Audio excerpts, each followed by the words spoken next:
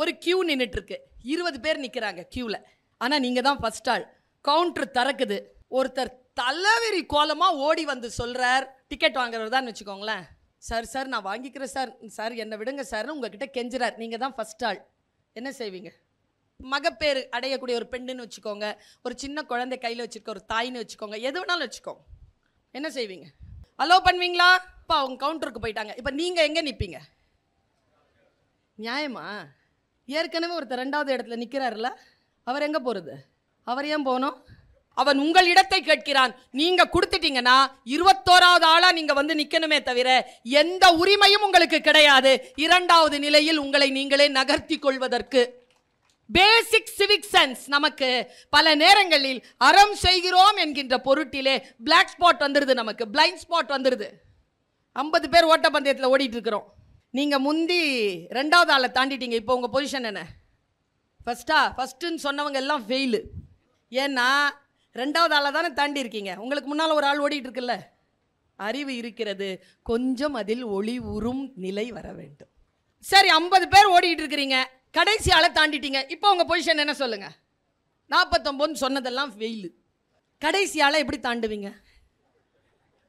கடைசி ஆளை தாண்ட முடியாதுயா. கடைசி ஆள் தானே. அதுக்கு பின்னால் தாண்டிங்கன்னா அது யாரு? அது ரேஸ்ல இல்லையே. கேட்கிற கேள்வி ரொம்ப வசீகரமா இருக்கும். அந்த வினாடியில் அது சரியாக தெரியும். அதனால் தான் ஆப்ரஹாம் லிங்கன் சொல்லுகிறான், வீட்டிற்கு போய் எந்த விஷயம் சொல்லப்பட்டாலும் அதை உங்கள் அறிவு என்கின்ற வடிகட்டியால் 2-3 முறை வடிகட்டி தெரிகிறது, நியாயமானது என்று புரிவதை மட்டும் உங்களுடைய வாழ்க்கையில் பின்பற்றுங்கள், மற்ற விஷயங்களை புறம் தள்ளுங்கள் என்று சொல்லுவார். ஒரு காட்டு வழி, ஒருத்தர் நடந்து போய்கிட்டே இருக்கிறான். ஒரு பாம்பு புத்து, அதுல இருந்து ஒரு பாம்பு வருது வெளியில. ஐயோ, இது பாம்பு இருக்கிற வழி, நம்ம வேற வழியில் போவோன்ட்டு வேற வழிக்கு போகிறான். அந்த பாம்புக்கு பேரே அரவம். அது எங்கே சத்தம் கேட்டாலும் போயிடும். நேராக அது போய் அவன் போன பாதைக்கு போய் கரெக்டாக அவன் காலில் கொத்திருச்சு. இப்போ அவனுக்கு 2 ஆப்ஷன். 1, பாம்பை போய் கேட்கலாம், நியாயமா உன் வழிக்கா நான் வந்தேன், என்னை ஏன் துரோகம் பண்ண, என்னை ஏன் கொத்துன, நான் இப்போ இருக்கிறதா சாவுறதா, உன் விஷயம் என்ன பண்ணணும் தெரியுமா உனக்கு என்று பாம்பிடம் நியாயம் கேட்கலாம். இல்லை என்றால் கொத்தப்பட்டு விட்டோம், விஷம் ஏறிக்கொண்டிருக்கிறது, விஷத்தை குறைப்பதற்கும் விஷத்தை முறிப்பதற்கும் மருந்து தேடலாம். பல நேரங்களில் நாம் கொத்திய பாம்பை பின்பற்றி கொண்டு போய் நியாயம் கேட்டுக்கொண்டிருக்கிறோமே தவிர கொத்தப்பட்ட விஷத்தை யாரும் முறிவிற்காக தேடுவதே இல்லை. விசை உறும் பந்தினை போல் உள்ளம் வேண்டியபடி செல்லும் உடல் கேட்டேன், நசையரு மனம் கேட்டேன், நித்தம் நவம் என சுடர் தரும் உயிர் கேட்டேன், அசைவரு மதி கேட்டேன், இதை அருள்வதில் உனக்கெதும் தடையுள்ளதோ, வல்லமாய்த்தாராயோ இந்த மாநிலம் பயனுற வாழ்வதற்கு. தெளிவுறவே அறிந்திடுதல், தெளிவுறவே அறிந்திடுதல், தெளிவு தர மொழிந்திடுதல், சிந்திப்பார்க்கே களிவளர உள்ளத்தில் ஆனந்த கனவு பல காட்டல், கண்ணீர் துளிவர உள்வுருக்குதல், இவையாவும் நீ அருளும் தொழில்களன்றோ எனும் மகாகவி சுப்பிரமணிய பாரதியின் சரஸ்வதி வணக்கத்தை முன்வைத்து 3வது முறையாக வெற்றிகரமாக பொதிகை புத்தக திருவிழாவை முன்னெடுத்திருக்கக்கூடிய மாவட்ட ஆட்சியர் உள்ளிட்ட அத்துணை பெருமக்களுக்கும் என்னுடைய வணக்கமும் நன்றியும் பாராட்டும் வாழ்த்தும். எப்பொழுதும் என்னுடைய பேச்சை தொடங்குகின்ற பொழுது ஒரு வாக்குமூலத்தை தந்து என் பேச்சை தொடங்குவது வழக்கம். என்ன வாக்குமூலம் அது? என் பேச்சை கேட்டவர்களுக்கு அது தெரியும், புதிதாக கேட்கின்றவர்களுக்காக சொல்கிறேன். யாருடைய உதடுகளில் ஒளிந்து கொண்டிருக்கக்கூடிய சொல் நம் வாழ்க்கையை மாற்றும் என்று நமக்கு தெரியாது. அது எந்த புத்தகத்திற்குள் ஒளிந்து கொண்டிருக்கிறது என்று கூட நமக்கு தெரியாது. அது எவ்வளவு சீக்கிரமாக நம்மை வந்து சேர்கிறதோ அவ்வளவு சீக்கிரமாக வாழ்க்கையில் மாற்றம் நிகழும். ஒரு பெரும் துயரம் என்ன தெரியுமா? இவ்வளவு தூரம் தேடி வந்தோம், அந்த சொல் நமக்காக காத்திருந்து நம்மிடத்தில் வருகின்ற பொழுது இதோ அந்த பக்கம் நின்று பேசிக் கொண்டிருக்கின்றவர்களைப் போல அவர்களுக்குள்ளாக பேசிக் கொண்டிருப்பார்கள். அப்போ என்ன ஆகும்? நம் வாழ்க்கையை மாற்றக்கூடிய சொல் நம்மை அடையாம அப்படியே கிளம்பி போயிடும். அது ஒரு சுத்திட்டு வர்றதுக்கு 30-40 வருஷம் ஆயிடும். எவ்வளவு சீக்கிரமாக ஒரு சொல் நமக்கானதாக இருந்து காத்திருந்து வருகிறதோ அவ்வளவு சீக்கிரமாக அதை பெற்றுக்கொள்ள வேண்டும். இங்கே நம் அனைவரையும் வரவேற்ற அந்த தாய் ஒரு மிக அற்புதமான ஒரு விஷயத்தை சொன்னார். நான் அதை எப்பொழுதும் என்னுடைய பேச்சிலே சொல்வது வழக்கம்.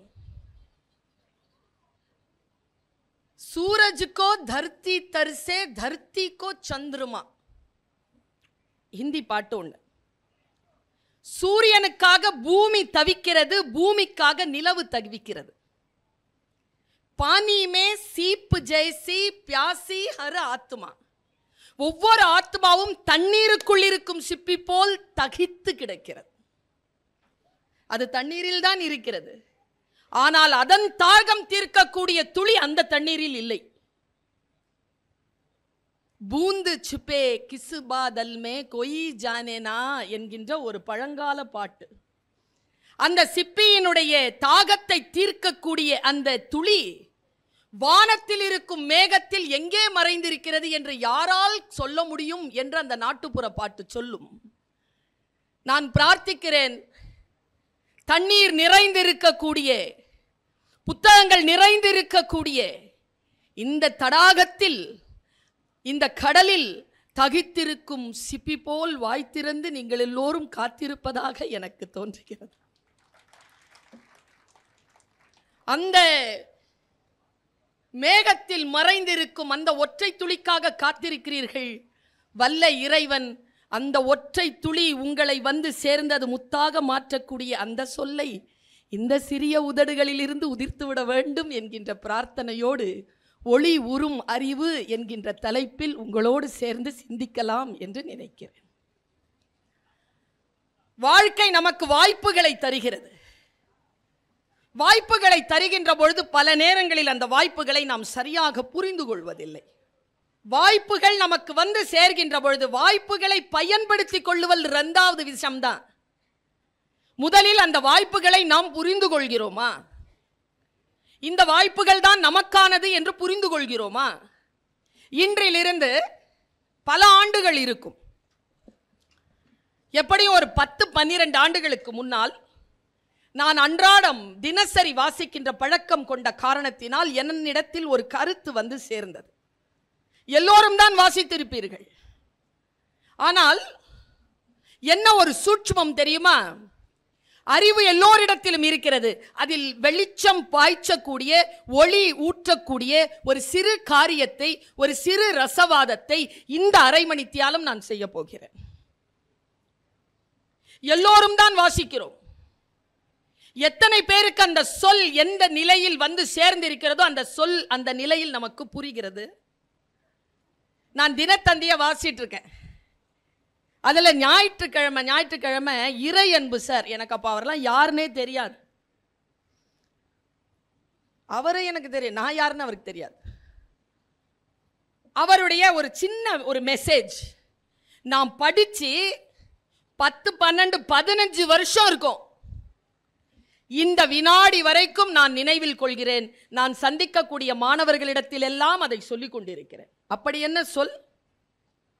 தகித்திருக்கக்கூடிய அந்த சிப்பிக்கு வந்து சேர்ந்த ஒரு துளி தண்ணீர் முத்தாக மாறிய சொல். பாருங்க, அந்த சொல் இப்படி தொடங்குகிறது. ஒருவர் சிறைச்சாலையில் மரண தண்டனை விதிக்கப்பட்டு நடந்துகிட்டு இருக்க. அவருக்கு இன்னும் எப்படி மரண தண்டனை விதிப்பதோ அதற்கான விஷயங்கள் வந்து சேரல. 2 நாள் இருக்கு இன்னும் அவரை சாவடிக்கிறது. அவருக்கு என்ன தண்டனைன்னா விஷம் கொடுத்து அவங்கள சாகடிக்கணும். அதான் அவருக்கு கிடைச்ச தண்டனை. அவர் பேர் சொன்னா உங்க எல்லாருக்குமே தெரியும், சாக்ரட்டிஸ். சாக்ரட்டிஸ் யாருன்னு கேட்டா எல்லாரும் சொல்லுவோம் தத்துவவாதின்னு. என்ன தத்துவத்தை அவர் சொன்னார்னா யாருக்கும் தெரியாது. வை நாட் கேள்விகளை எழுப்பியவர் சாக்ரட்டிஸ், வேற ஒண்ணுமே கிடையாது. ஏன் இப்படி இருக்கிறது, ஏன் இப்படி இருக்கக்கூடாது, இது 2 தான் சாக்ரட்டிஸ். இதுக்கு ரொம்ப ஆழமான அறிவு இருக்கணும். ஏன் இப்படி இருக்கிறது என்று கேட்பதற்கும் ஏன் இப்படி இருக்கக்கூடாது என்று சொல்வதற்கும் ஆழமான தேடல் இருந்தால் மட்டும்தான், தத்துவ அறிவு இருந்தால் மட்டும்தான் அந்த கேள்வி வரும். அவருக்கு ஏன் அவர் நடந்து பழகினார்னா, அவருக்கு தெரியும் விஷம் கொடுத்து தான் சாவடிக்க போறாங்க. விஷம் கொடுத்த உடனே அவரை உட்கார விட மாட்டாங்க, அவர் நடந்துகிட்டே இருக்கணும். அதுக்கு அவர் 2 நாளைக்கு முன்னாலே பிராக்டிஸ் எடுக்கிறார், நடந்துகிட்டே இருக்கார். அப்பா அவருக்கு ஒரு இசை கேட்குதுங்க. அவர் எப்படி எழுதினார், சும்மா துணுக்கு தான் அது. ஆனால் என் மனதில் அது படிந்த அந்த அந்த படிமம் இருக்கு இல்லையா, அது ரொம்ப பெருசு. அவர் நடந்துகிட்டே இருக்கும்போது பக்கத்துல யாரோ ஒரு தர பிடிச்சு போட்டிருக்காங்க கைதியா. அவர் ஒரு பாட்டை வாசிக்கிறார், ஒரு கருவியில வாசிக்கிறார். இவர் உடனே பரவசமா கேட்கிறார், தோழனே யார் அதை வாசிப்பது, மிக சிறப்பாக வாசிக்கிறாய். அவன் பெயரை சொல்லுகிறான். இவர் சொல்லுகிறார் தன் பெயரை. ஓ சாக்ரட்டிஸ், நீங்களா பக்கத்தில் இருக்கிறீர்கள்? ஆமாம். நீ வாசிக்கிறாயே அந்த பாட்டு எனக்கு தெரியும், ஆனால் ஏதோ ஒரு கருவியால் அதை வாசிக்கிறாய், அது என்ன கருவி என்று எனக்கு சொல்வாயா? அவன் சொல்லுகிறான், மவுத் ஆர்கன்.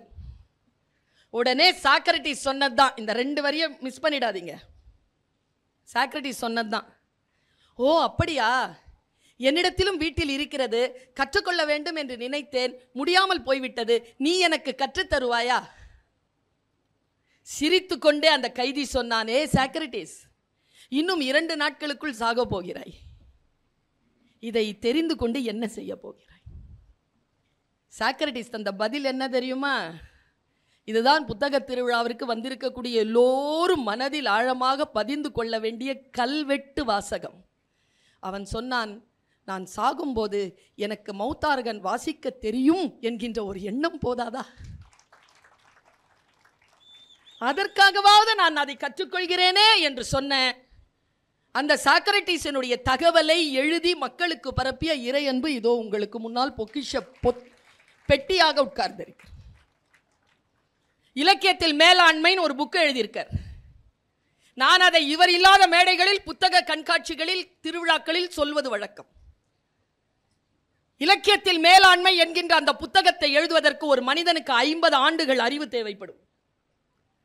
மூளைக்குள் சுற்றுலா, ஒரு சுற்றுலா என்ற ஒரு புத்தகம், முடிந்தால் படித்து கடந்து விடுங்க. வைய தலைமை கொள்னு எழுதுறாருங்க ஒரு புத்தகத்தை.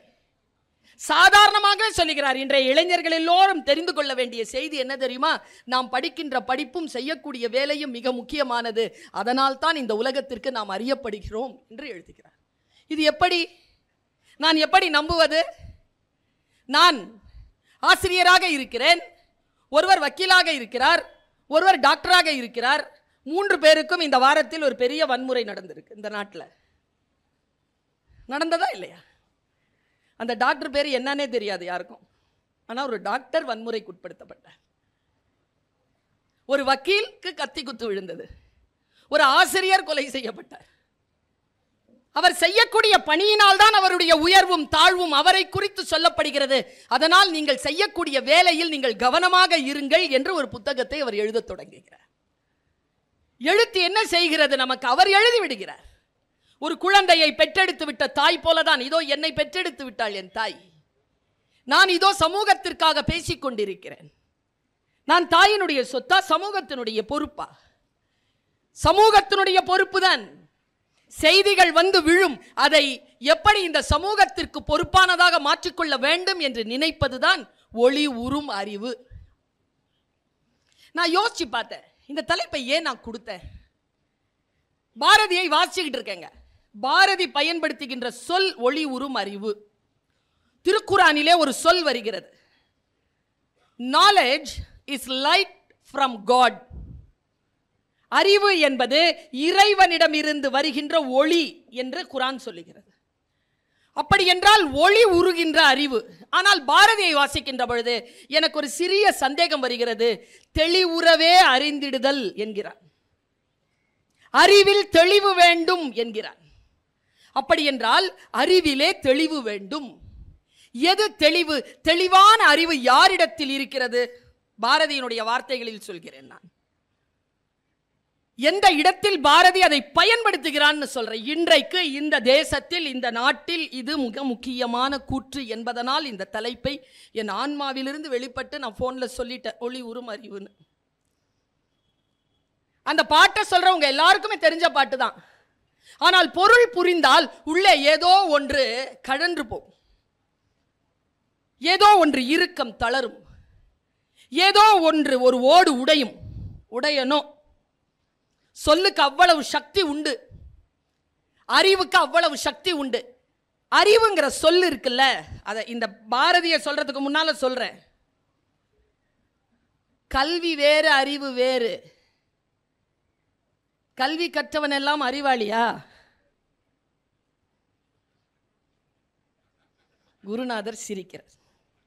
கிடையாது. வெளியிலிருந்து உட்செல்வது கல்வி, உள்ளிருந்து வெளிப்படுவது அறிவு. அப்படியே படிச்சதே சொல்லிட்டு இருந்தோம்னா அது அறிவு அல்ல. வெளியிலிருந்து வரக்கூடியது உனக்குள் ஏதோ ஒரு ரசவாதத்தை ஏற்படுத்தி உனக்குள் இருக்கக்கூடிய வெளிச்சத்தை இந்த உலகத்திற்கு தந்தால் அது அறிவு. பாருங்க, பாரதி எதை அறிவுங்கிறான் பாருங்களேன். நான் இதை சொன்னேன்னு வச்சுக்கோங்களேன், உண்மையா நான் சொல்றேன், பொதிகை சாரலில் இந்த கருத்தை நான் சொல்லுகின்ற ஏற்கனவே எழுதப்பட்டதுதான். ஆனால் உங்கள் மனதிலே ஒரு ரசவாதம் நிகழும் பாருங்க. என் மனதிலே நிகழ்ந்திருக்கிறது. ஆத்திச்சூடி என்று தொடங்குகிறது அந்த பாட்டு. எல்லாருக்கும் தெரிஞ்ச பாட்டு, டீச்சர்ஸ் எல்லாருக்கும் தெரியும். நம்ம பல நேரங்களில் நிறைய விஷயம் தெரிஞ்சு வச்சிருக்கோம் சார், புரிஞ்சுக்கிறது இல்லை. நிறைய விஷயம் தெரியும், நமக்கு சொல்றதெல்லாம் தெரியும். ஆத்திச்சூடி இளம்பிறை அணிந்து மோனத்திருக்கும் முழு வெண்மேனியான் சிவன். ஆத்திச்சூடி இளம்பிறை அணிந்து மோனத்திருக்கும் முழு வெண்மேனியான், கருநிறம் கொண்டு பார்க்கடல் மிசை கிடந்தோன் விஷ்ணு, மகமது நபிக்கு மறையருள் புரிந்தோன் அல்லாஹ், இயேசுவின் தந்தை யெகோவா என. இங்கதாங்க கவிஞன், இதனால தாங்க இந்த புத்தகத்தை தேடி வரோம் நாமெல்லாம். என பல மதத்தினர் உணர்ந்தும் உணராமலும் பரவிடும் பரம்பொருள் ஒன்றே. அப்பா, அதன் இயல்பு ஒளி உறும் அறிவாம், அதன் நிலை கண்டார் அல்லலை அகற்றினார், அதன் நிலை வாழ்த்தி அமர வாழ்வு எய்துவோம். இது பாரதியின் கூற்று. இறைவனை ஒளி உறும் அறிவு என்கிறார். நம்மிடத்தில் எல்லாம் அறிவு இருக்கிறது, நான் கொஞ்சம் வெளிச்சம் பாய்ச்ச போகிறேன், அவ்வளவுதான். சமீபத்தில் ஒரு வெளியில போயிருந்தோம், பெரிய நாடு, நிறைய பார்க்கறதுக்கு. நாசாலாம் கூட்டு போனாங்க. ஹூஸ்டன் போயிட்டு வந்துட்டு சாப்பிட்றதுக்காக ஒரு இடத்துல உட்கார்ந்துருக்கோம். நான் ஒரு வார்த்தையை சொல்லி இந்த கருத்தை சொல்றேன். தேடி வந்தது வேறு எதுக்கோ இருக்கலாம், ஆனால் கிடைத்தது தேடி வந்ததை விட உயர்வானதாக இருக்கலாம். இதுதாங்க நாலேஜுக்கு இருக்கிற வாய்ப்பு. தேடி வந்தது நான் தேடி போனதை விட எனக்கு கிடைத்தது உயர்வானதாக இருந்தது. நாங்க சாப்பிட்டுட்டு இருக்கோம் 7 பேர். அந்த டைனிங் டேபிள்ல எனக்கு கிடைச்ச 2 வெளிச்சத்தை சொல்லிட்டு போறேன். 2 விஷயம். அவரு என்னை அறிமுகப்படுத்தும் போது ஒரு வார்த்தை சொன்னார். என்னை வெற்றி பெற செய்தது, இந்த மேடையில் இன்றைக்கும் நான் நின்று கொண்டிருப்பது காரணம் என் 500 பரிசுகள் அல்ல, 500 வெற்றிகள் அல்ல, 1000 தோல்விகள்னு சொன்னார். கிடையாது, தப்பு தப்பு. இந்த சொல்லில் தான் இருக்கிறது சூட்சுமம். நான் இங்கே நிற்பதற்கு காரணம் 500 பரிசுகள் அல்ல, 1500 மேடைகள். அது தோல்வி அல்ல. அது எப்படி தோல்வியாகும்? நான் கலந்து கொண்டேனே, அது எனக்கு கொடுத்தது. எனக்கு என்ன முதல் பரிசு, 2ஆம் பரிசு, 3ஆம் பரிசு தானே கிடைக்கல, ஆனால் எனக்கு அந்த அனுபவம் கிடைச்சதுல. அது எப்படி சார் தோல்வியாகும்? கிடையாது. நான் பேசும்போதே இதை தெளிவாக தான் பேசுவேன். அவர் உட்கார்ந்துக்கிட்டு 2 விஷயம் சொல்றாரு. அந்த 2 விஷயத்தையும் உங்ககிட்ட சொல்லிட்டு போறேன். கொஞ்சம் கடினமான விஷயம்தான், புரிந்து கொண்டால் இன்றிலிருந்து வாழ்வின் நிலை வேறு விதமாக உங்களுக்கு மாறலாம். எனக்கு மாறியதை போல. இவனுக்கு என்ன செஞ்சிடணும், அவங்களுக்கு என்ன செய்யணும், இவங்களுக்கு என்ன செய்யணும், அவங்களுக்கு என்ன செய்யணுங்கிறதுனால தான் இதுவரைக்கும் இப்படி உழைச்சிக்கிட்டு இருக்கோம். அவன் என்ன நினைப்பானோ, அவளுக்கு ஏதாவது வாங்கி கொடுக்கணும், அவங்களுக்கு ஏதாவது செய்யணும், நான் ஏதாவது ஒன்று படிக்கணும். ஏன் படிக்கணும்னா நான் இவ்வளோ சம்பாதிக்கணும். அவர் சொன்னார், நம் எல்லோருக்கும் எல்லாவற்றையும் வைத்துக்கொண்டு என்ன செய்வது என்று தெரிந்திருக்கிறது. நம் அனைவருக்கும் தெரியாமல் இருப்பது நம்மை வைத்துக்கொண்டு நாம் என்ன செய்வது என்பதுதான். என்ன வார்த்தை சார் அது? என்ன வச்சுட்டு நான் என்ன பண்றது? இப்போ உட்கார்ந்துருக்கார் இறையன்பு சார், உட்கார்ந்துருக்கார். இந்த மூளை இருக்குல்ல, அவருடைய மூளை எவ்வளோ சார் சிந்திச்சிருக்கு, எவ்வளோ எழுதியிருக்கு, எவ்வளோ பணியாற்றி இருக்கு.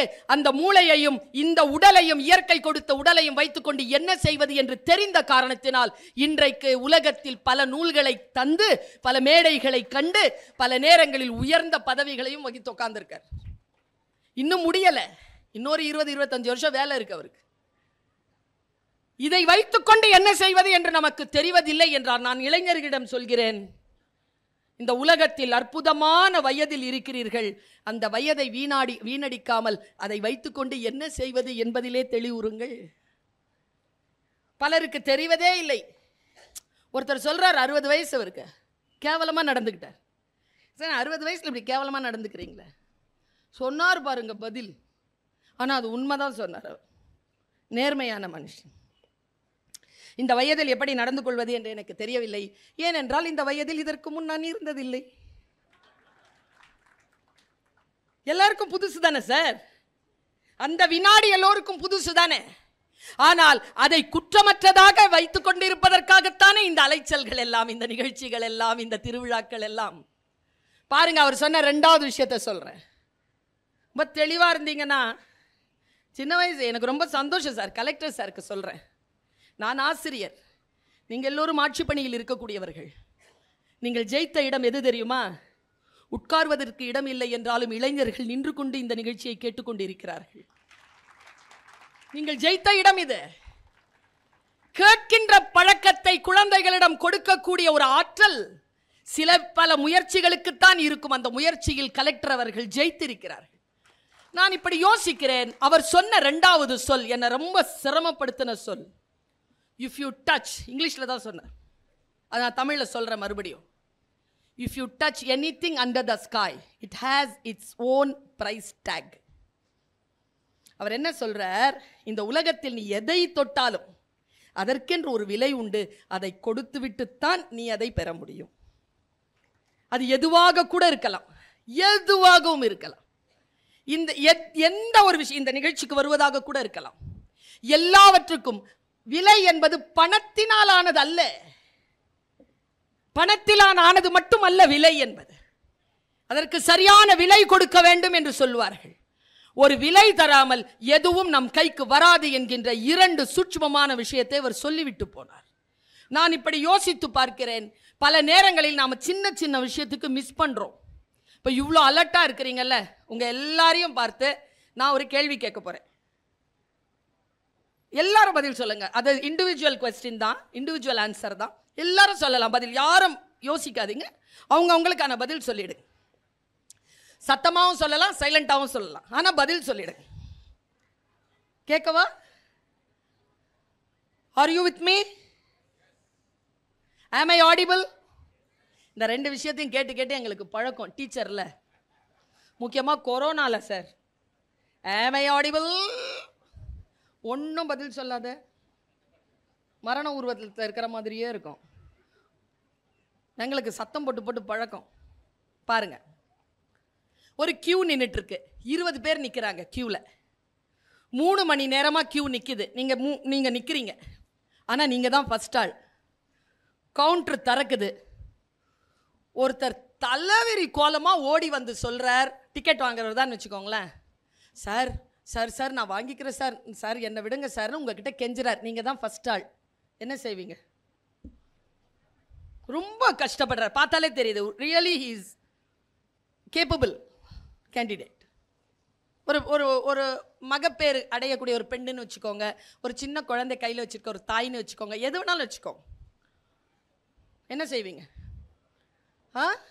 அலோவ் பண்ணுவீங்களா? பாருங்க, உங்களை அலோவ் பண்ண வைக்கிறதுக்கு நான் எவ்வளோ ரெக்கமெண்டேஷன் பண்ண வேண்டியிருக்கு. சரியா? ஓகேவா? சரி, இப்போ அவங்க கவுண்டருக்கு போயிட்டாங்க. இப்போ நீங்கள் எங்கே நிற்பீங்க? நியாயமா? ஏற்கனவே ஒருத்தர் 2வது இடத்துல நிற்கிறாருல்ல, அவர் எங்கே போகிறது? அவர் ஏன் போகணும்? முடிவு உங்களது தானே. நல்லா தெரிஞ்சுக்கோங்க, கியூங்கிறது பாயிண்ட்ஸ். நீங்க ஒரு இடத்துல நிக்கிறீங்கன்னா அது மட்டும்தான் உங்களுக்கு சொந்தமானது. நீங்கள் முன்னாலோ பின்னாலோ போக முடியாது என்பதுதான் ரூல். நீங்க கொடுத்துட்டீங்கன்னா அந்த இடத்தை அவன் உங்கள் இடத்தை கேட்கிறான். நீங்க கொடுத்துட்டீங்கன்னா 21வது ஆளா நீங்க வந்து நிக்கணுமே தவிர எந்த உரிமையும் உங்களுக்கு கிடையாது. இரண்டாவது நிலையில் உங்களை நீங்களே நகர்த்தி கொள்வதற்கு. பேசிக்குங்க, பேசிக் சிவிக் சென்ஸ் நமக்கு பல நேரங்களில் அறம் செய்கிறோம் என்கின்ற பொருட்டிலே பிளாக் ஸ்பாட் வந்துருது, நமக்கு பிளைண்ட் ஸ்பாட் வந்துருது. இந்த பிளைண்ட் ஸ்பாட் இல்லாம நம்மளை பார்த்துக்கணும். நான் சாதாரணமா குழந்தைகள் கிட்ட தான் கேட்பேன், உங்ககிட்டயும் கேட்கிறேன். 50 பேர் ஓட்ட பந்தயத்தில் ஓடிட்டு இருக்கிறோம். நீங்க முந்தி 2வது ஆளை தாண்டிட்டீங்க. இப்போ உங்க பொசிஷன் என்ன?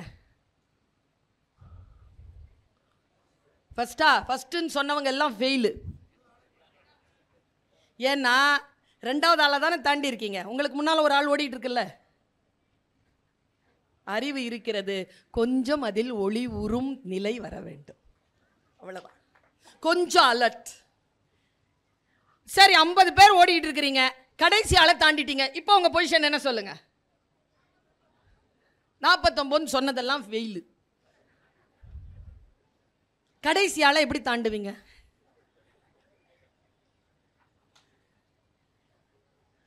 சில பேருக்கு புரியவே இல்லை. கடைசி ஆளை தாண்ட முடியாதுயா.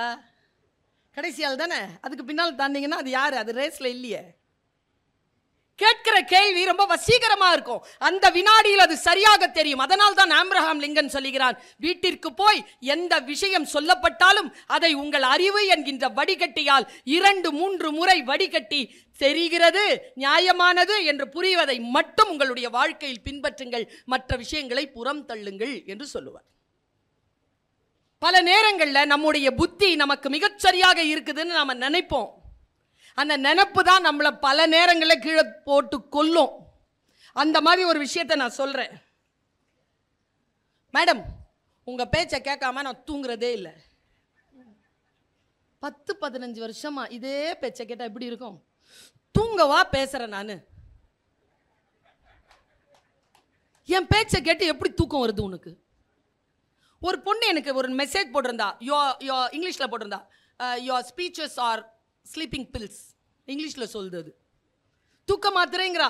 நான் எப்படி தூக்க மாத்திரைன்ற எனக்கு புரியவே இல்லை. ஆனால் அவள் ஒரு விளக்கம் தந்திருந்தா, அப்போதான் புரிஞ்சுக்கிட்டேன். வார்த்தைகளுக்கு பின்னால் ஒரு அர்த்தம் இருக்கிறது. ஒரு சொல்லுக்கும் இன்னொரு சொல்லுக்கும் இடையிலே இருக்கக்கூடிய இடைவெளியில் ஒரு அர்த்தம் இருக்கிறது. ஒரு வரிக்கும் இன்னொரு வரிக்கும் இடைவெளியில் அர்த்தம் இருக்கிறது.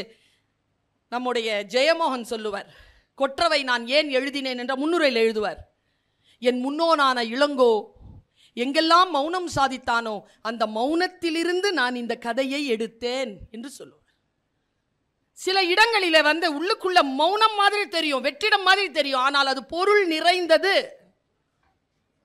நான் ஒரு கூட்டத்தில் பேசிக்கிட்டு இருக்கேன். மேடம், உங்க பேச்சுனா என் வைஃபுக்கு ரொம்ப பிடிக்கும் மேடம், அந்த பேச்சை கேட்காம அவ தூங்குறதே இல்லை மேடம். மறுபடியும் தூக்கம். அப்போதான் எனக்கு அவ விளக்கம் தந்தது புரிந்தது. அவ சொல்றா, வாழ்க்கை நம்மை வீணாக்கி நம்மிடமிருந்து எல்லா நன்மைகளும் எக்ஸ்ட்ராக்ட் பண்ணிட்டு நன்றி இல்லாமல் தூக்கி வீசுகின்ற பொழுது நான் படுக்கையில் சக்கையாக விழுகிறேன். நான் எதற்கும் லாயக்கற்றவள், நான் எதற்கும் லாயக்கற்றவன் என்று படுத்து கொண்டிருக்கின்ற பொழுது என்னுடைய கைபேசியில் நீ தோன்றுகிறாய். இந்த உலகம் அழகானது, நீ விவேகமானவன், உனக்காகத்தான் இந்த சூரியன் நாளைக்கு உதிக்கப் போகிறது. உன்னை புரிந்து கொள்ளாதவர்களை புறம் தள்ளிவிட்டு தோற்காமல் வாழ்க்கையில் முன்னேறு என்று நீ சொல்லுகின்ற பொழுது எனக்குள் ஒரு சிறிய நம்பிக்கை வருகிறது. என் மனம் குழப்பத்தில் இருந்து அமைதி காண்கிறது. அமைதி காணுகின்ற பொழுது மென்மையாக என்னை உறக்கம் தழுவுகிறது.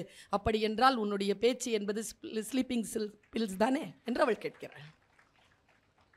சொற்கள் நம்மை அமைதியுறச் செய்ய வேண்டும், அடுத்த கட்டத்திற்கு நம்மை தயார் செய்ய வேண்டும். பாருங்க, உங்களை அடுத்த கட்டத்திற்கு தயார் செய்கின்ற உங்களுக்கு இருக்கக்கூடிய அறிவிற்குள் ஒரே ஒரு வெளிச்சத்தை மட்டும் பாய்ச்சுகிறேன். ஒரு மீட்டிங் இப்படிதான் பேசியிருக்கேன். நான் பேசிட்டு பேக் ஸ்டேஜ் ஒரு 45 வயது பெண் இருப்பாள். சரியான பணக்காரியா இருப்பா போல இருக்கு. அவளுடைய அட்டையர் அப்படி இருக்கு. அவளுடைய நகைகள் அவ போட்டிருக்க, அவ கையில வச்சிருக்கிற வெளிநாட்டில் அந்த கீட்டெக்கெல்லாம் ரொம்ப உயர்ந்தது. அவ அழுறா, என் கையை பிடிச்சி தேங்க்ஸ் தேங்க்ஸ் அழுறா. திருப்பி திருப்பி சொல்றா, 8 ஆண்டுகளாக கவலைப்பட்டு கொண்டிருந்தேன், 8 ஆண்டுகளாக சிறையில் இருந்தேன், என்னை மீட்டெடுத்தது உங்களுடைய பேச்சு, என்னை சொல்லிக்கிட்டே இருக்கா, அழுறா. ஆனா மையெல்லாம் கரையுது, அதை பற்றி கவலைப்படாம அழுறா. தேங்க்யூ தேங்க்யூ தேங்க்யூன்ட்டு ஓடிட்டா. ஹீல், பெரிய ஹீல் போட்டு ஸ்டைலிஷ் லேடி. நான் பாட்டுக்கு எல்லாரையும் விட்டுட்டு அவளை கூப்பிட்டேன் போய் கார்கிட்ட. 10-15 பாயிண்ட் பேசினேன். எந்த பாயிண்ட் உனக்கு பிடிச்சதுன்னு சொல்லு. மக்கள்கிட்ட சொல்லலாம்ல அதை. அவளுக்கு ஓடு உடைஞ்ச மாதிரி கேட்கின்றவர் யாரைக்கேனும் ஓடு உடையலாம் இல்லையா? 8 வருஷமா சிறையில் இருக்கின்றவர்களை விடுதலை செய்யலாம் இல்லையா? சொல்லுன்னு அவ சொன்னாங்க. நான் என்ன சொன்னேன்றத, அது அப்படியே அவளுக்கு என்ன சொன்னேன் அப்படிங்கிறத நான் சொல்றேன். சொல்லணுமா? கொஞ்சம் பேருக்கு பாதிப்பா இருக்கும், பாதிப்படைஞ்சவங்களுக்கு விடுதலையா இருக்கும். ஒரு காட்டு வழி, ஒருத்தர் நடந்து போய்கிட்டே இருக்கிறான். ஒரு பாம்பு புத்து, அதுல இருந்து ஒரு பாம்பு வருது வெளியில. ஐயோ இது பாம்பு இருக்கிற வழி, நம்ம வேற வழியில போவோன்ட்டு வேற வழிக்கு போறான். அந்த பாம்புக்கு பேரே அரவம். அது எங்க சத்தம் கேட்டாலும் போயிடும். நேரா அது போய் அவன் போன பாதைக்கு போய் கரெக்டா அவன் காலில் கொத்திருச்சு. நாம் அந்த வழிக்கே போகாம நம்ம வழிக்கு வந்து நம்ம கொத்தனவங்க இருக்காங்க தானே, நம்மளை கொத்தனவங்க வாழ்க்கையில் இருக்காங்க தானே. பாம்புங்கிறது இங்கே பாம்பு இல்லை. சரியா? நான் இவ்வளோ சீரியஸாக இருக்கிறீங்க, அவ்வளோ கொத்துப்பட்டிருக்கீங்களா? சரியா? இப்போ அவனுக்கு 2 ஆப்ஷன். 1, பாம்பை போய் கேட்கலாம், நியாயமா உன் வழிக்கா நான் வந்தேன், என்னை ஏன் துரோகம் பண்ண, என்னை ஏன் கொத்துன, நான் இப்போ இருக்கிறதா சாவுறதா, உன் விஷம் என்ன என்ன பண்ணும் தெரியுமா உனக்கு என்று பாம்பிடம் நியாயம் கேட்கலாம். இல்லை என்றால் கொத்தப்பட்டு விட்டோம், விஷம் ஏறிக்கொண்டிருக்கிறது, விஷத்தை குறைப்பதற்கும் விஷத்தை முறிப்பதற்கும் மருந்து தேடலாம். பல நேரங்களில் நாம் கொத்திய பாம்பை பின்பற்றி கொண்டு போய் நியாயம் கேட்டுக்கொண்டிருக்கிறோமே தவிர கொத்தப்பட்ட விஷத்தை யாரும் முறிவிற்காக தேடுவதே இல்லை. Don't chase the snake, deal with the venom. உங்களுக்கு எது பாதிப்பாக இருக்கிறதோ அந்த பாதிப்பிலிருந்து வெளியில் வாங்க. நான் வந்தேன், கொத்தப்பட்ட பொழுதெல்லாம் நிமிர்ந்து நின்று கொத்திய பாம்பிற்குள் போகாமல், பாம்பிற்கு பின்னால் போகாமல் கொத்தப்பட்ட விஷத்தை முறித்து இதோ நிற்கிறேன். பல நேரங்களில் எப்படியெல்லாம் நம்முடைய வாழ்க்கை நம்மை சுற்றி போடும் என்று நமக்கு தெரியாது. அதனால் தான் என்னை அறிமுகப்படுத்தியவர் சொன்னார், வீழ்வதல்ல தோல்வி, களத்தை விட்டு நீங்குவதுதான் தோல்வி. கடைசி வரைக்கும் களத்தில் நின்று பாருங்க, வெற்றி பெற்றவர்கள் கூட நடுங்கி போவார்கள் உங்களுடைய நிற்றலை பார்த்து. தோற்றான் போல் நின்றான் பாண்டியன் என்கின்ற முத்தொள்ளாயிரத்தை படித்து வந்தவள் நான். யோசித்து பார்த்தால் நம்முடைய வாழ்க்கை நமக்கு சில வாய்ப்புகளை தருகிறது. அந்த வாய்ப்புகளை நாம் எப்படி புரிந்து கொள்வது என்பதுதான், அந்த புரிதல் தான் வெளிச்சம்.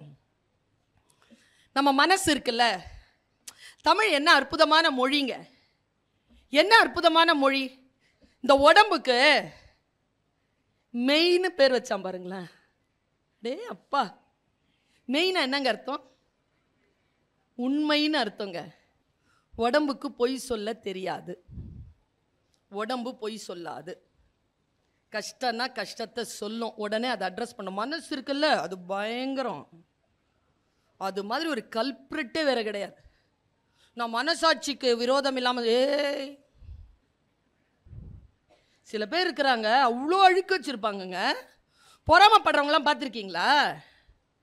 சில பேர் நின்னா துணி எறிகிற வாசனை வரைக்கும் வரும். மன அழுக்கு. திருக்குறானிலே ஒரு வார்த்தை இருக்கிறது, பொறாமைப்படுகின்றவனுக்கு இந்த உலகத்திலும் நிம்மதி கிடையாது, இறந்து போய் அடைகின்ற அந்த உலகத்திலும் நிம்மதி கிடையாது என்று பேசுகிறேன். யோசித்து பார்த்தால் நான் ஒரு விஷயம் சொல்றேன், மனதை இலகுவாகவும் அன்பாகவும் வைத்திருத்தல் என்பது மாபெரும் புத்திசாலித்தனம். இந்த புத்தி எத்தனை பேருக்கு இருக்கு? ஓஷோ சொல்கிறார், நுண்ணறிவாளர்கள் சூழ்ச்சி செய்வதில்லை, சூழ்ச்சி செய்வதற்கு நுண்ணறிவு தேவையில்லை, முட்டாள்களே சூழ்ச்சி செய்கிறார்கள், புத்திசாலித்தனமே போதுமானது. சூழ்ச்சி செய்கின்றவர்கள் எல்லாம் முட்டாள்கள் என்கிறான் ஓஷோ. பாருங்க, நான் ஒரு மிக எளிமையா இதை உங்களுக்கு புரிய வைக்கிறேன். மிக எளிமையாக புரிய வைக்கிறேன். ஒரு இன்ஜினியர் இருந்தாரு. அந்த இன்ஜினியர் கிட்ட கொத்தனார் ஒருத்தர் வேலை செஞ்சாரு. இன்னைக்கு என்ன பிரச்சனை தெரியுமா? தெருவுக்கு 4 இன்ஜினியர் இருக்கிறாரு, ஒரு சூப்பரான கொத்தனாரைத்தான் காணும். ஆமாங்க, அவ்வளவு பேரை பார்க்குறவங்க எல்லாம் இன்ஜினியராக தான் இருக்கிறாங்க. வேலை இருக்கோ இல்லையோ எல்லாரும் engineers. we are all engineers. அவர்கிட்ட ஒரு நல்ல வேலையாள் கொத்தனார். அவர் சொன்னார், சார் 30 வருஷம் வேலை செஞ்சுட்டேன் சார், ஊருக்கு போகிறேன்னா. ஏன்பா ஊருக்கு போகிறீங்க? 30 வருஷமாக இருந்துட்டீங்க, இங்கேயே இருங்களேன். இல்லை சார், உங்களால் தானே நான் வளர்ந்தேன், என்னை விட்டுட்டு இப்படி போகிறேங்கிறீங்களே, நான் என்ன பண்ணுவேன்? இல்லை சார், பொண்டாட்டி பிள்ளைங்கெல்லாம், பொண்டாட்டிக்கும் வயசாயிடுச்சு, எனக்கும் வயசாயிடுச்சு, குழந்தைங்க வளர்ந்துட்டாங்க, ஊரில் போய் ஒரு வீடு கட்டிட்டு இருந்துடலான்னு பார்க்குறேன் சார். சரி, ஒரே ஒரு ப்ராஜெக்டில் மட்டும் இரு என்னோட, அப்புறம் போயிடு. சார், என்ன சார், ஒரே ஒரு ப்ராஜெக்டா? வாக்குடா, வாங்கிட்டேன்டா, ப்ளீஸ். ஓகே, எவ்வளோ நாள்? 90 நாள்டா. 3 மாதமா? சரி, பட்ஜெட் கொடுங்கண்ணா. அவர் பட்ஜெட் கொடுத்தாரு. அந்த பட்ஜெட்லாம் பெருசு இல்லை சார் அப்படின்ட்டு 38 நாளே வேலை முடிச்சிட்டாங்க. வேலையை முடிச்சுட்டு சாவி கொடுத்துட்டாங்க. சார், அவர் சொன்னார், ரொம்ப நன்றிப்பா, 1 மாதம் 3 மாதம் ஆகணும், 1 மாதம் 8 நாளில் முடிச்சிட்டேன், சூப்பர். சரி போ, நான் சைட்டுக்கு போய் நாளைக்கு பார்த்துக்கிறேன், நாளை மறுநாள் வந்து நீ என்கிட்ட உன் ஒய்ஃபோட வந்து கொஞ்சம் உனக்கு பணம் கொடுக்க வேண்டியிருக்கு, அதை நீ பிஎஃப் எல்லாம் வாங்கிட்டு போயிடுன்னு. சரி சார். ஒரு நாள் கழித்து வராங்க. பூஜை அறைக்கு கூட்டிகிட்டு போய் மனைவியோடு நிறுத்தி 2 பேருக்கும் வணக்கம் சொல்லி அந்த இன்ஜினியர் ஒரு தாம்பாள தட்டில் இந்த வீட்டு சாவியை எடுத்துட்டு வந்து, உனக்காக நான் வந்து எதுவுமே செய்யலடாப்பா, 30 வருஷமாக வேலை செஞ்சுருக்கேன், உன் கையாலேயே உனக்கு வீடு கட்டி உனக்கு தரணும் அப்படிங்கிறதுக்காக இந்த சாவியை நீ எடுத்துக்கோ அப்படின்னு சொன்ன. இப்போ நாம் எல்லாருமே சாவியை வாங்கினா கொத்தனார். ஒரே வார்த்தை தான், இதை 38 நாளுக்கு முன்னால் சொல்கிறது. சூப்பராக கட்டியிருப்பேன்ல, 90 நாளை வச்சு கட்டியிருப்பேன்ல. இப்படி அவசர அவசரமாக போட்டு நான் எங்கள் அம்மா சொல்லுவாங்க, இவர் சொல்லுவாருங்க, ஆட்டோ பின்னால் எழுதியிருந்தது, கீழே இறை என்புன்னு போட்டிருந்தது, ரொம்ப மகிழ்ச்சி. குறுக்கு வழிகள் நீளமானவை. வீட்டில் போய் யோசிங்க, வீட்டில் போய் யோசிங்க. நான் டீச்சராக யோசிக்கிறேன், உண்மைதான், பிட்டடிக்கிற பொண்ணை பார்த்து இதை சொல்லணும்னு தோணும் எனக்கு. அந்த சனியனை படித்து தொலைச்சிடலாம்.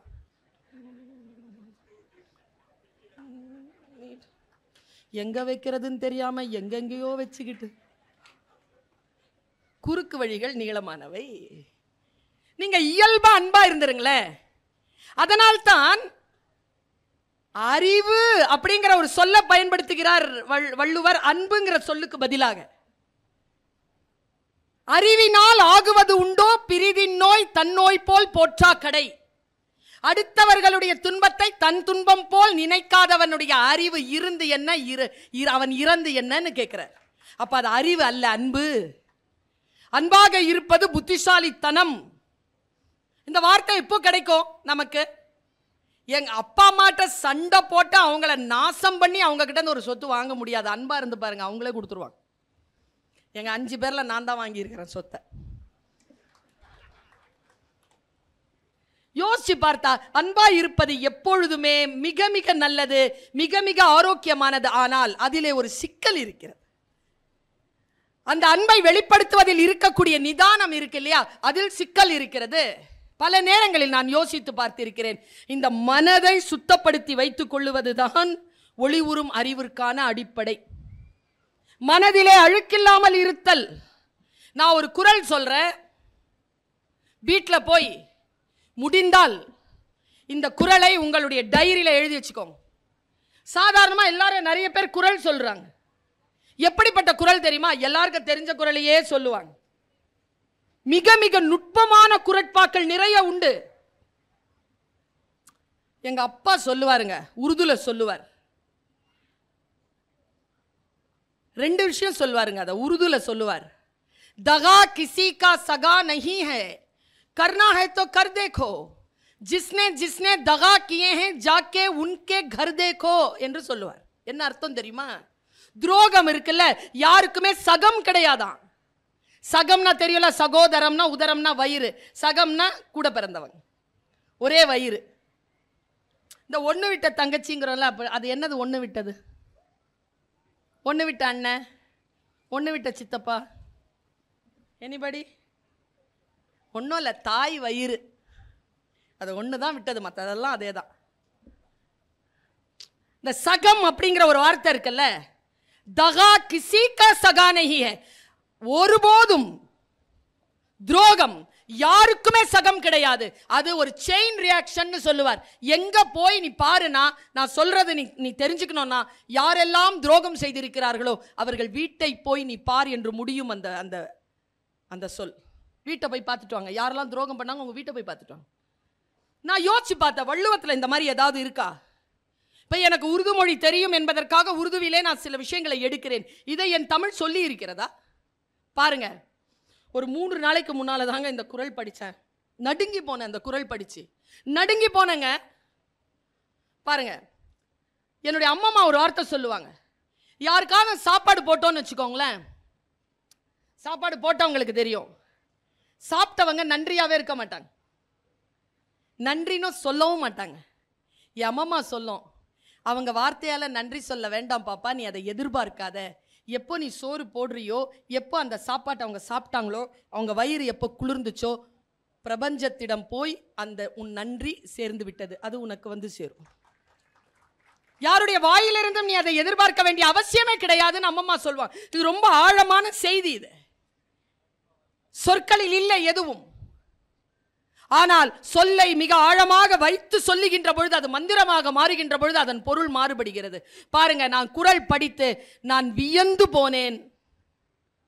மறந்தும்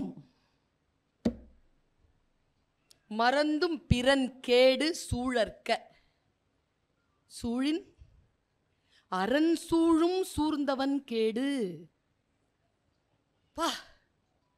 யாருக்கும் மறந்தும் கூட தவறாக நினைத்து விடாதே. நீ நினைத்து விட்டால் அறம் உன்னை தவறானவள் என்று நினைத்து கொள்ளும், உன்னை அது சூழத் தொடங்கிவிடும் என்று பயமுறுத்துகிறது ஒரு குறள். என் அறிவிலே நான் பல வெளிச்சங்களை பாய்ச்சிக் கொள்வதற்கு எனக்கு இந்த சொற்கள் போதுமானதாக இருக்கிறது. ஒரு செய்தியை நான் சொல்றேன். இப்ப சமீபத்தில் நான் தினசரி படிப்பவள்னு சொன்னேன். உங்க அத்தனை பேருக்கும் சொல்லுகிறேன், இங்க இருக்கக்கூடிய இளைஞர்களுக்கு சொல்லுகிறேன். ஏன் தெரியுமா? இன்றைக்கு வாசிப்பு பழக்கம் குறைந்திருக்கிறது. இங்க நிறைய பேர் புத்தகத்தை வச்சிருக்கிறாங்க. நானும் புத்தக பதிப்பாளராக இருந்தவள் தான், அண்ணனுக்கு தெரியும். ஒரு புத்தகம் ஒரு வாழ்க்கையை காவு கேட்கும். ஒரு புத்தக பதிப்பு ஒரு வாழ்க்கையை காவு கேட்கும். ரொம்ப சிரமம். ஒரு புக்கு வெளிவர்றது ரொம்ப சிரமம். புத்தகங்களை கொண்டாடுங்கள், புத்தகங்களை வாசியுங்கள், வாசித்ததை புரிந்து கொள்ளுங்கள். 800 பக்க புத்தகத்தில் 782வது பக்கத்தில் 4வது பத்தியில் கடைசி ஒரு சொல் இருக்கும். அது மட்டும்தான் உங்களுக்கானதாக இருக்கலாம். ஆனால் அதற்கு நீங்கள் அந்த 800 பக்கத்தையும் கடந்தாக வேண்டும். இதை நாம் புரிந்து கொள்வது ஏன் தெரியுமா? இன்றைய இளைஞர்கள் சிரமப்படுகிறார்கள் புக்கு வாசிக்கிறது. இளைஞர்கள் மட்டுமே, நான் பெரியவங்க மட்டும் வாசிச்சிடறாங்களா? ஒரு புத்தகத்தை முழுமையாக படித்து வாசித்த நினைவு எனக்கு இல்லவே இல்லை என்று சொல்லுகின்றவர்களை நான் தினந்தோறும் சந்திக்கிறேன். எனக்கெல்லாம் புத்தக வாசிப்பு என்பது எனக்கு ஒரு இரத்தத்தில் கலந்த ஒரு பழக்கம். புத்தக வாசிப்பு என்பதனை நாம் எப்படி கொள்ள வேண்டும் என்பதற்காக சொல்லுகிறேன். வாசிக்கின்ற பொழுதெல்லாம் சில விஷயங்கள் நமக்கு வேறு வேறாக நினைத்தவை எல்லாம் வேறு வேறாக சேர்கிறது. இந்த புத்தகங்கள் இருக்குல்ல, இந்த புத்தகத்தை யாரும் காசு கொடுத்து வாங்கிட முடியாது, தெரியுமா உங்களுக்கு? நீங்க கொடுத்து வாங்குறீங்களே 200 ரூபா 300 ரூபா, அது புத்தகத்திற்கான அச்சு கூலியும் பேப்பர் கூலியும் தான். அதில் சொல்லப்பட்ட விஷயத்திற்கு நீங்கள் காசு கொடுத்து விடவே முடியாது, அதை வாங்கி விடவே முடியாது. அவ்வளவு பெரிய விஷயம் அது. அந்த புத்தகத்தை ஏன் உங்களால் வாசிக்க முடியவில்லை தெரியுமா?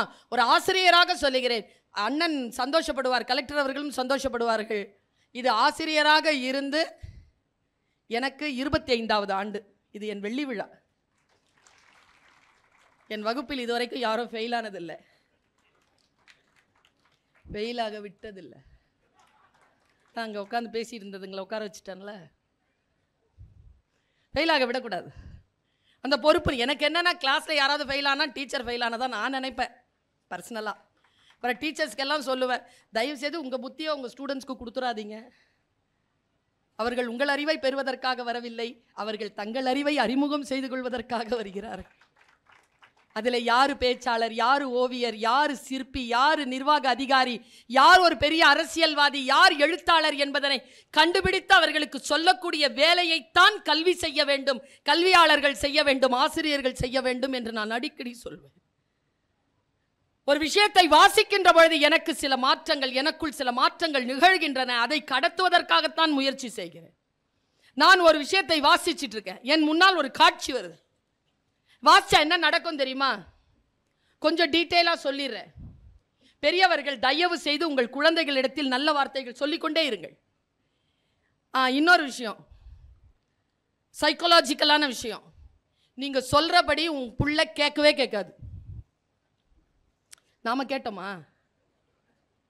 நம்ம புள்ள நம்ம பேச்ச. ஆனால் ஒன்று, நல்ல சொற்கள் எப்போ பயன்படும் தெரியுமா? இதை பேக் பண்ணி எடுத்துகிட்டு போங்க வீட்டுக்கு, பேக் பண்ணி எடுத்துகிட்டு போங்க. எப்போ தெரியுமா உங்கள் சொல் அந்த குழந்தைக்கு பயன்படும்? அந்த குழந்தை ஏதேனும் ஒரு போராட்டத்திலோ ஒரு சவாலிலோ சிக்கிக்கொள்ளுகின்ற பொழுது அதிலிருந்து விடுபடுவதற்கு நீங்கள் இளமை காலத்தில் அதற்கு சொல்லித்தந்த நல்ல விஷயங்கள் பயன்பட்டு போகும். கர்ணனுக்கு கிடைத்த மிகப்பெரிய சாபம் என்ன? உயிர் தேவைப்படுகின்ற பொழுது நீ கற்றது மறந்து போகும் என்றது தானே. அது எவ்வளவு பெரிய சாபம்! அது கற்றது நினைவிற்கு வர வேண்டுமா இல்லையா? நான் நடுங்கி போறேங்க. இறையன்பு சார் புக்கை படிக்கும் பொழுது நான் சத்தியமா சொல்றேன், இது அவர் பேச்சுக்காகவே நான் படிச்சுட்டு முடிச்சுட்டு உணர்ச்சி வசப்பட்டு அவருக்கு நான் மெசேஜ்லாம் போட்டிருக்கேன். அண்ணா நீங்க ரொம்ப நாள் நல்லா இருக்கணும். நான் எத்தனை செய்திகள்ங்க, யாருக்குங்க அந்த தாய்மை குணம் வரும்? இதை நான் சொல்லிட்டேன்னா இவன் உருப்பட்டுருவாங்கிறதுனாலேயே சொல்லாமலேயே பல ரகசியங்களை மறைத்து வைத்த வஞ்சக சூழ்நிலையிலிருந்து மாறுபட்டு உலகம் உய்ய வேண்டும் என்பதற்காக நல்ல கருத்துக்களை சொல்கின்றவர்களை நாம் பாராட்ட வேண்டுமா இல்லையா? தான் புகழ் பெற வேண்டும் என்பதற்காக மக்களை கேடு செய்யாமல், தனக்கு புகழ் வரவில்லை என்றாலும் பரவாயில்லை, மக்கள் நன்மையாக இருக்க வேண்டும் என்பதற்காக பாடுபடுகின்றவர்களை நாம் கொண்டாட வேண்டுமா இல்லையா? நாங்கள் எல்லாருக்கும் சொல்கிறேன், புத்தக கண்காட்சியெல்லாம் பார்க்குறேன், பிரபலமானவர்கள் பேசுவதற்காக வந்தால் காலையிலலாம் வர முடியாது. ஒரு ஃபோனில் சொன்னதை நான் கேட்டுருச்சு, காலையில் வாங்க. பிரபலமானவர்கள் பேசுவதற்காக வந்தால் எல்லாரும் கூடி நின்று கேட்குறீங்க. நான் ஒன்று சொல்கிறேங்க, ரகசியத்தை சொல்கிறேன். பைபிளில் இருக்கு இந்த சொல், காது இருக்கின்றவர்கள் கேட்க கடவீர்கள். என்ன சொல் தெரியுமா? அது ஆர்ப்பாட்டமே இல்லாமல் சைலண்ட்டாக பேசுவாங்க சில பேர். நகைச்சுவையா, ஆர்ப்பாட்டமா, அலங்காரமா பேசுகின்றவர்களை காட்டிலும் நம் வாழ்க்கையை புரட்டி போடுகின்ற மந்திரச்சொல் அந்த அமைதியாக பேசுகின்றவர்கள் வாயிலிருந்து வரக்கூடும். கேட்டுக்கொள்ளுங்கள். எது பேசினாலும் மேடைன்னு ஒன்று போட்டு பேச சொல்றாங்களே, கேட்டுக்கொள்ளுங்கள். ஒரு வினாடி இல்லாமல். அந்த குணம் தான் ப்ராசஸ். அதுக்கு பேர் தான் எஜுகேஷன், அதுக்கு பேர் தான் ப்ராக்ரஸ். கேட்டுக்கோங்க. போர் அடிக்கிற மாதிரி இருந்தாலும் கேட்டுக்கோங்க. ஏனென்றால் நாம் எல்லாத்தையும் என்டர்டெயின்மெண்ட்டாக பார்க்குறோம். என்டர்டெயின்மெண்ட்டாக பார்க்காம கேட்டு கேட்டு பழகி போனால் என்ன நடக்கும்னு சொல்கிறேன். ஒரு விஷயம் ஒன்றாக காட்சிப்படுத்தப்படுகின்ற பொழுது அது வேறு ஒன்றாக உங்கள் வாழ்க்கையில் புரிந்து கொள்ளுகின்ற நிலை வருகின்ற பொழுது நீங்கள் உங்களையும் அறியாமலேயே ஒரு தளத்திற்கு உயர்வீர்கள். இப்போ நான் ஒரு செய்தி சொல்கிறேன், சாதாரண செய்தி.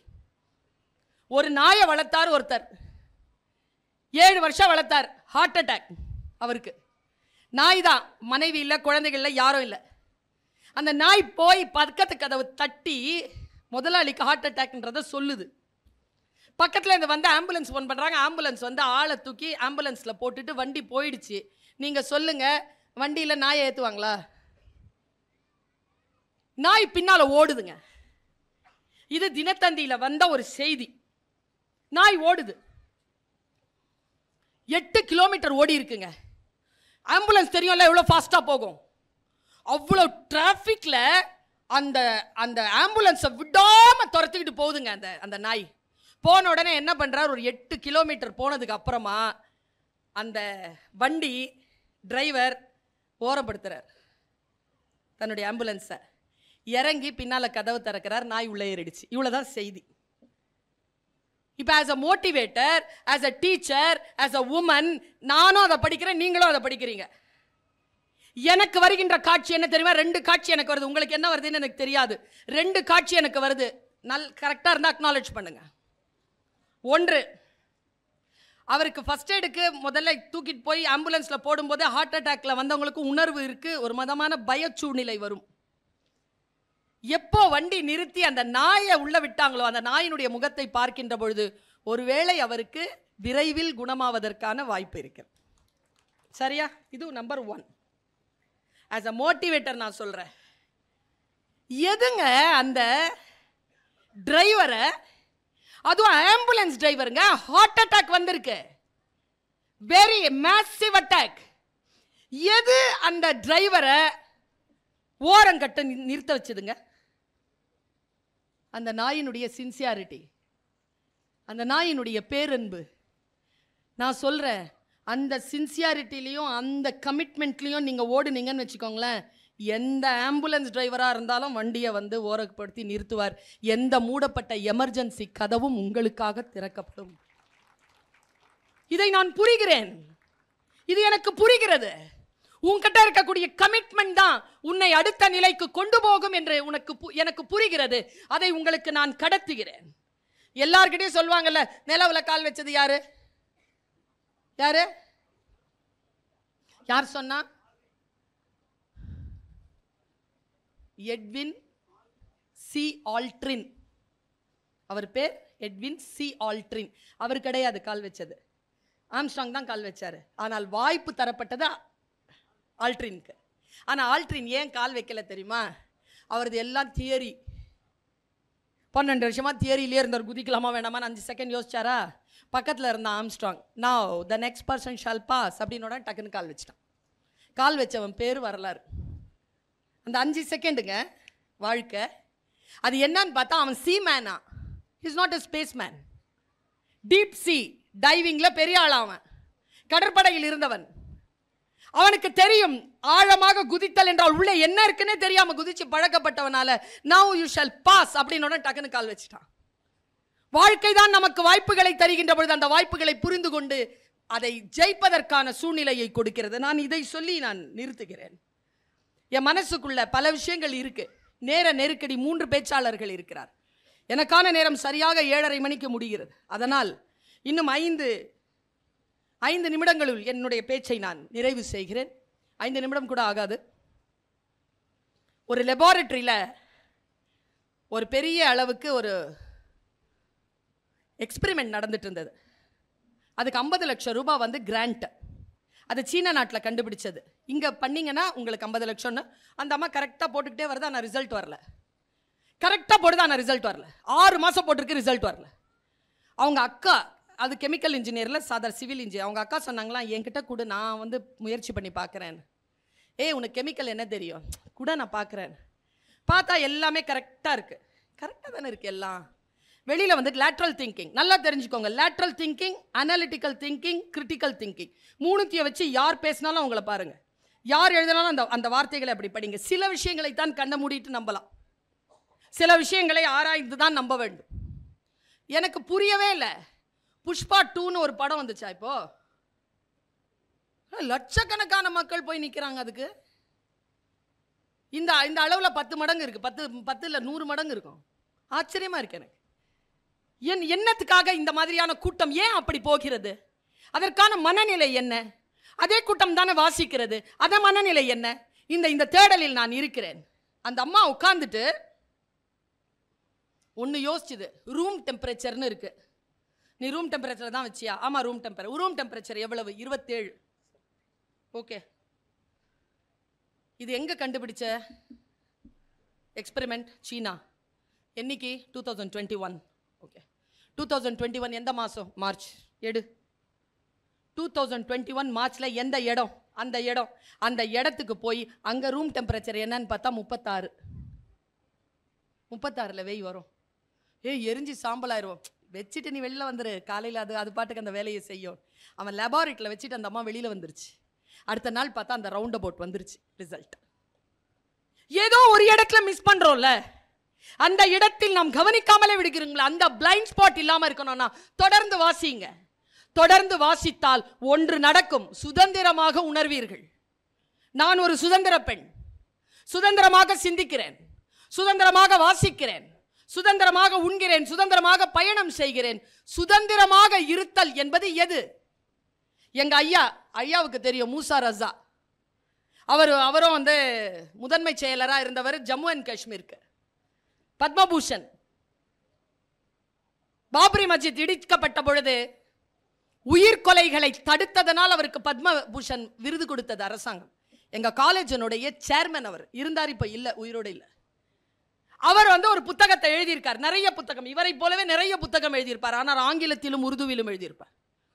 அந்த புத்தகத்தை வாசிக்கின்ற வாய்ப்பு, அதிலிருந்து ஒரே ஒரு விஷயத்தை மட்டும் கடத்திட்டு போயிற. விருதுநகர் புத்தக திருவிழாவில் இதை சொன்னேன். இன்றைக்கு தென்காசியில் பொதிகையிலும் அதை சொல்லுகிறேன். ஏனென்றால் எந்த ஒரு விடியலும் தெற்கிலிருந்து தானே அந்த பக்கம் போகிறது. இந்த பக்கம் விடிந்தால் அந்த பக்கம் விடுகிறது. இங்கிருந்து தான் எங்க அம்மா தூத்துக்குடிக்காரங்க. இந்த விடியலும் இங்கிருந்து தான் புறப்பட்டு வந்திருக்கிறேன்.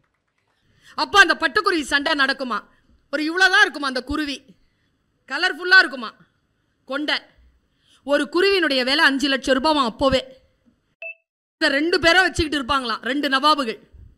சண்டை நடக்குமாங்க. சாப்பாடெல்லாம் முடிச்ச அப்புறமா வனமாமிசம் தானே அன்னைக்கு சாப்பாடு. வனமாமிசங்களை முடித்து விட்டு அந்த பட்டு துண்டுல வச்சு 2 குருவியும் சண்டைக்கு விடுவாங்களாங்க. அவ்வளோ பயிற்சி பண்ணி இருக்குமா. நம்ம கோழி சண்டை மாதிரி, சேவல் சண்டை மாதிரி. கோழி குஞ்சுகள் அடிக்க வரும்போது தான் சண்டை போடும். சேவல் தான் சும்மா இருக்கிற சேவலோட சண்டை போடும். சரியா? இது சேவல் சண்டை. அந்த மாதிரி பட்டுக்குருவி சண்டையில் அது என்ன பண்ணுமா, ஒருத்தரோட ஒருத்தர் அடிச்சுக்கிட்டு ரத்த களரி ஆகும்ல. அப்போ எந்த குருவி அடிக்கிறதோ, அடி வாங்குற குருவிக்கு, அடித்த குருவிக்கு காசு இப்படி போடுவாங்களாம். 100 ரூபா காசை இப்படி போடுவாங்களாம், கட்டு வச்சுக்கிட்டு இப்படி போடுவாங்களாம். அவ்வளோ ரூபா சம்பாதிப்பாரா அந்த நவாபு. ஜெயிச்சிருச்சு ஒரு குருவினா, அந்த சின்ன குருவி இருக்குல்ல, அது தோத்த குருவி அப்படியே உட்காந்துருமாங்க, ரத்த கலரில் அப்படியே உட்காந்துருமா. அடித்த குருவி இருக்குல்ல, அப்படி நிமிந்து அப்படி நடக்குமா. அப்படி பார்க்கும் போதெல்லாம் காசு போடுவாங்களாம். அதுக்கு பயிற்சி, அப்படி ஜெயிச்சா இப்படி நடிக்கணும்ன்ட்டு.